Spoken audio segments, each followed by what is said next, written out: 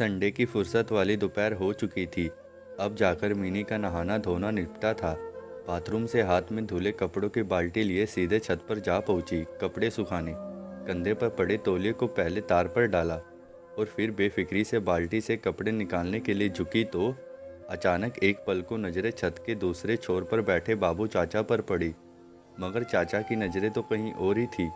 वो देख मिनी की ओर ही रहे थे, लेकिन वो ना मिनी के चेहरे को देख रहे थे, ना कपड़ों से भरे बाल्टी को।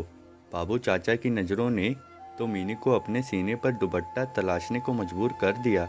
जहाँ होना था दुपट्टा वहाँ नहीं था, वहाँ कुछ और था। जो वो था, किसी भी मर्द को आकर्षित करने वाला, किसी 22 साल की कमसीन लड़की के जिस्म का पूरा शबाब। उसे कुछ समझ न आया तो अगले ही पल मिनी बाल्टी से उस धुले गिले कपड़े को अपने सीने के सामने करके सीधी खड़ी हो गई और मुस्कुराकर बोली, अरे चचा, आप छत पर कब से बैठे हो? पापा आपको नीचे ढूंढ रहे थे। मिनी के सवालों से ब्रजेश वर्मा और बाबू चचा थोड़ा घबरा गए और अपराध बोध को अखबार में समेटते हुए बोले, अरे बस कुछ ही देर पहले तो आया था बेटा, अब नीचे जा रहा हूँ। यह कहकर बाबू चचा जल्दी से नीचे चले गए और मिनी कपड़े फैलाने लगी। किसी भी शरीफ लड़की की तरह मिनी को भी किसी के सामने खुद का ऐसी स्थिति में देखे जाना बर्दाश्त नहीं था। मगर यहाँ तो उसके सगे चाचा ने उसे ऐसी हालत में देख लिया, या शायद देख रहे थे। मिनी कंफ्यूज थी। कपड़े तार पे डालते समय मन ही मन खुद से बातें करने लगी। चाचा की नज़रें गलती से ही पड़ गई होगी। चाचा तो पापा के सगे छोटे भाई हैं, वो भला कैसे, वैसे भी उनकी उम्र हो गई है। इधर सीढ़ियों से नीचे उतरते 55 साल के बाबू चाचा शर्मिंदगी से काँप रहे थे। मिनी को उन्होंने गोद में खिलाया था और आज अपनी बेटी जैसी भतीजी में उन्हें एक जवान औरत देख ली। शायद वही औरत जिसकी कमी चाचा की जिंदगी में थी। बाबू चाचा ने शादी नहीं की थी क्योंकि अकेले रहते थे, इसलिए नौकरी जहाँ जहाँ ले गई खुशी खुशी चले गए। जब जब रिटायरमेंट करीब आ रहा था तब मिनी के पापा ने कहा, बाबू अब ऐसा करो कि ट्रांसफ़र करा लो और यहीं आकर तुम भी रहो। मैं भी 3 साल बाद रिटायर हो जाऊंगा, फिर बुढ़ापा साथ में बिताया जाएगा। बाबू चचा भी मुस्कुराए और कुछ सोचकर बोले, ठीक है दादा, यही सही। जल्दी बाबू चाचा बड़े भाई के परिवार के साथ आकर रहने लगे। सभी ने हाथों हाथ लिया क्योंकि बाबू चाचा दिल के बहुत अच्छे और शरीफ आदमी थे। सभी को प्यार और सम्मान देते, इसलिए उन्हें भी वो वापस मिलता। इतने सालों के अकेलेपन के बाद भाई के प्रेम भरे परिवार के साथ रहकर ब्रजेश जी बहुत खुश थे।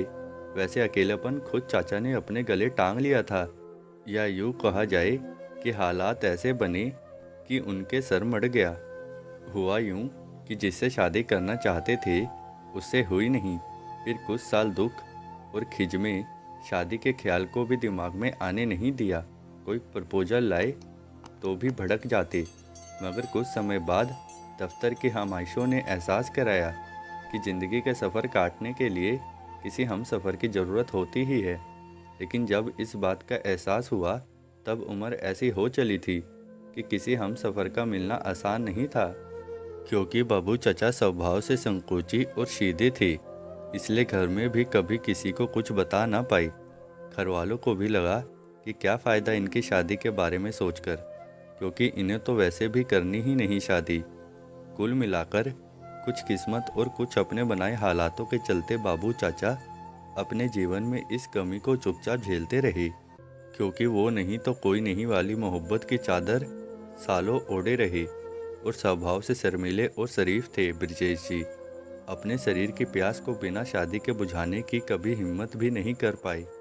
बहरहाल बाबू चाचा भी समाज के तमाम हम उम्र लोगों की तरह समाज की बनाई इस विचारधारा का पालन कर रहे थे। वो विचारधारा जो कहती थी कि एक पड़ोड़, खासतौर से ये अविवाहित को सेक्स वगैरह के बारे में कतई नहीं सोचना चाहिए और चर्चा तो भूलकर भी नहीं करनी चाहिए।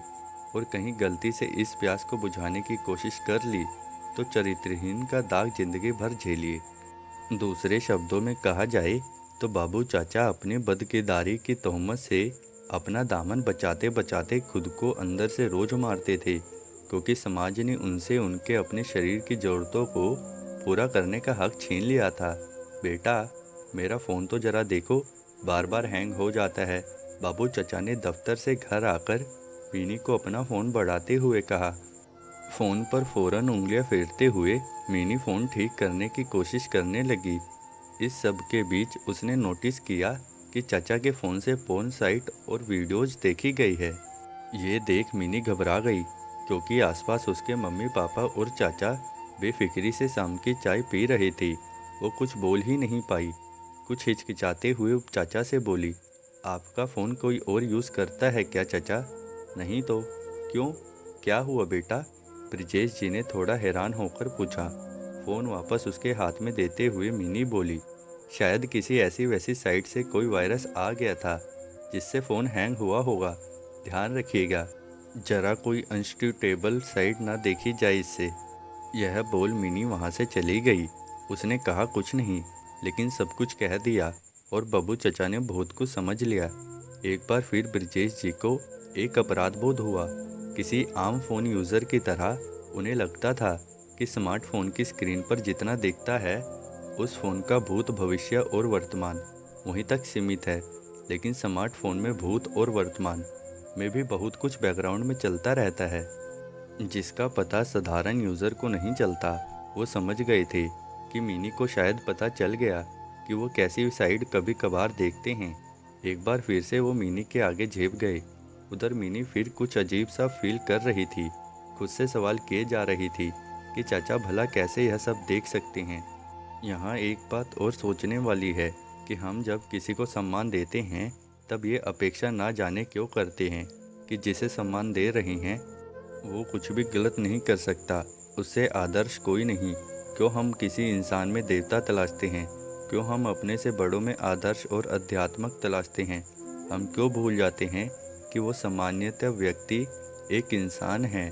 मिनी भी भूल गई थी कि बाबू चचा भी एक इंसान हैं, जिनकी एक निजी जिंदगी है और जिनकी किसी भी साधारण पुरुष या स्त्री की तरह शारीरिक और मानसिक ज़रूरतें हैं, जो विपरीत जेंडर के साथ ही आइडलिंग पूरी हो सकती है।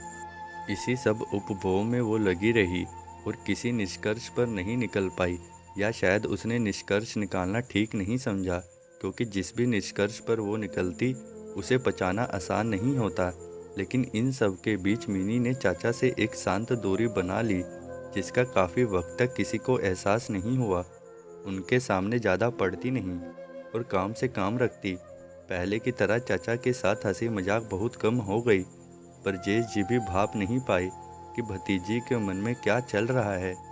उन्हें भी लगा कि अब मिनी बड़ी हो गई है और उसकी अलग लाइफ है, जैसे जीना चाहे जिए। क्यों उसे डिस्टर्ब कर उसका मूड खराब करे, या क्यों उसे अपने चाचा के कैरेक्टर को जज करने का मौका दे। वक्त गुजरता रहा और सब नॉर्मल सा हो रहा था, मगर उस रोज़ कुछ नॉर्मल नहीं रहने वाला था। एक और संडे की सूरत दोपहर थी। उस रोज़ घर में कोई नहीं था। मिनी दोस्तों के पास गई थी और उसके मम्मी पापा और कहीं काम से गए थे। घर पर सिर्फ ब्रजेश जी थे, क्योंकि घर पर कोई नहीं था। वो अपने कमरे में अपने शरीर के साथ शरीर की प्यास बुझाने में व्यस्त थे। तभी उनके कमरे में मिनी आई। उसे देख वो एकदम से घबरा गए और उन्हें उस हालत में देख पहले तो मिनी की रूह कांप गई, लेकिन फिर वो गुस्से से तमाम गई और मुंह फेरकर खड़ी हो गई, मानो कोई ज्वालामुखी फटने से पहले उबाल मार रहा हो।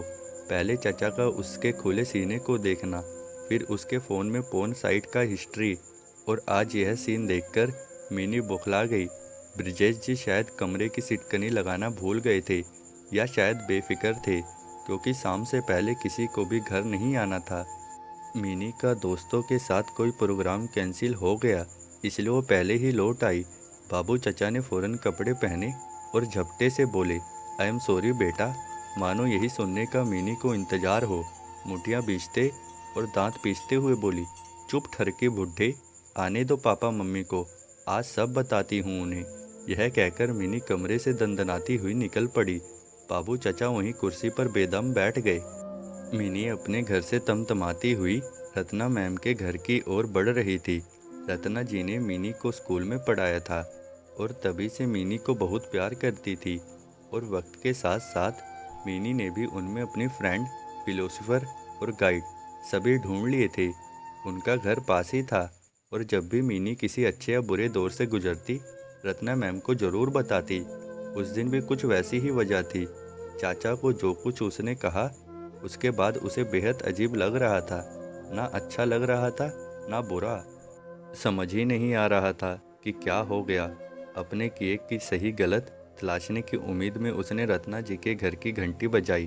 घंटी बजाते ही रत्ना जी ने मुस्कुराते हुए दरवाज़ा खोला और मिनी को देख खुशी से बोली, हेलो मिनी, आओ आओ, सही वक्त पर आई हो।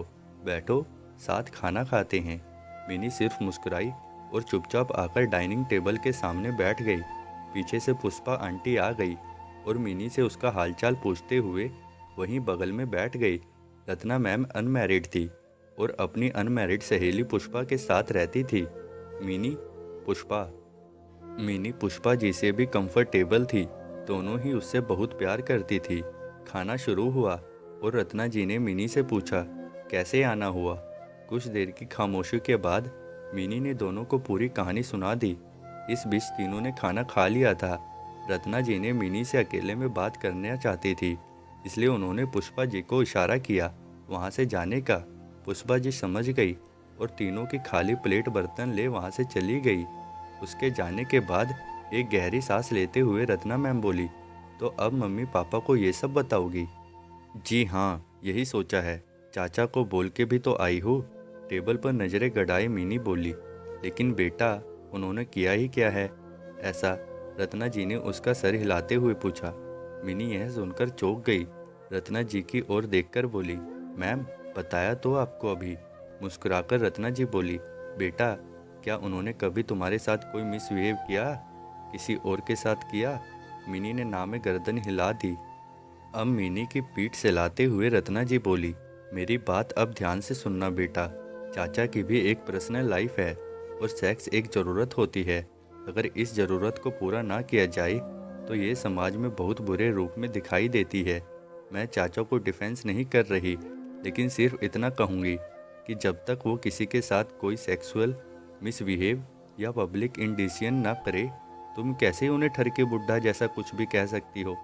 और तुमने तो बेटा उन्हें बिना किसी बात के इतनी भद्दी बात कह दी।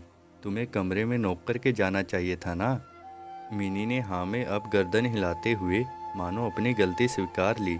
रत्ना जी फिर बोली, एक बात बताऊं, तुम शायद एक्सेप्ट नहीं कर पाई कि तुम्हारे चचा एक इंसान पहले और तुम्हारे चाचा बाद में हैं।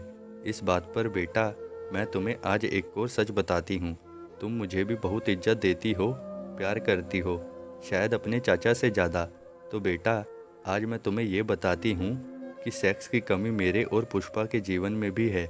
आखिर हम दोनों भी तो चाचा की तरह ही अनमैरिड हैं, मगर उस कमी को हम दोनों एक दूसरे के जरिए पूरी कर लेते हैं। यह सुन मिनी की आंखें खुली की खुली रह गई, फिर नज़रें नीची हो गई। शायद रत्ना मैम के मुंह से ऐसी बेवाकी से वो सब सुनकर छेप गई थी। बेटा, हम दोनों तो लकी हैं कि एक दूसरे का साथ मिला। अपने चाचा की सोचो, कितने अकेले हैं वो, क्या मजबूरियां होंगी उनकी। मैं अगर आज ना बताती तो तुझे पता भी नहीं चलता मेरे और पुष्पा के रिश्ते के बारे में, क्योंकि हम दोनों काफ़ी हद तक अपने अपने जीवन में किसी मर्द की कमी को पूरा कर चुके हैं। इसलिए तुम्हें हम में वैसा कोई छिलछिलापन नहीं दिखा जैसा दुर्भाग्यवश चाचा में दिखा। लेकिन बेटा, ये तो देखो कि चाचा के पास ना तो इमोशनल सपोर्ट है, ना कोई फिजिकल नीड्स को पूरा करने का जरिया। उनके साथ तो बेटा आपको और भी सिंपैथिक होना चाहिए। उनकी स्थिति में खुद कर रख कर सोचो बेटा। विनी ने सच को एक्सेप्ट करने वाली एक गहरी सांस ली और साथ ही शायद अपनी किसी गलती का एहसास भी हो गया। रत्ना जी का हाथ पकड़कर उनसे बोली, तो मैम, अब बताइए क्या करूं। मिनी के गाल पे हाथ फेरते हुए प्यार से रत्ना जी बोली, कुछ नहीं, just behave normally with him. और हाँ, उन्हें जाकर सॉरी ज़रूर बोलना। बोलने की तुम्हें उनके कमरे में नोक करके आना चाहिए था। मिनी मुस्कुराई और रत्ना जी से विदा ले अपने घर की ओर चल दी। मगर घर पहुंची तो वहाँ कुछ और ही कहानी हो गई थी। मम्मी पापा आ चुके थे और हाथ में एक कागज़ लिए परेशान खड़े थे। मिनी, चाचा ने कुछ बताया था तुझे, वो कहाँ जा रहे हैं। राजेश जी ने परेशान आवाज़ में मिनी से पूछा। इससे पहले कि कुछ बोलती, वो कागज़ लहराते हुए बोले, ये चिट्ठी डाइनिंग टेबल पर मिली। इस पर लिखा है, दादा मैं जा रहा हूँ, मुझे माफ़ कर दीजिए। मीनी कुछ बोल नहीं पाई, ना पापा को ना चाचा को। अगले दिन चाचा की लाश शहर में बरामद हुई। वीडियो पसंद आई तो वीडियो को लाइक करें और चैनल को सब्सक्राइब जरूर करें ताकि आने वाली वीडियो आप सबसे पहले देख सकें। प्लीज़ वीडियो को लाइक और चैनल को सब्सक्राइब जरूर करके जाइए।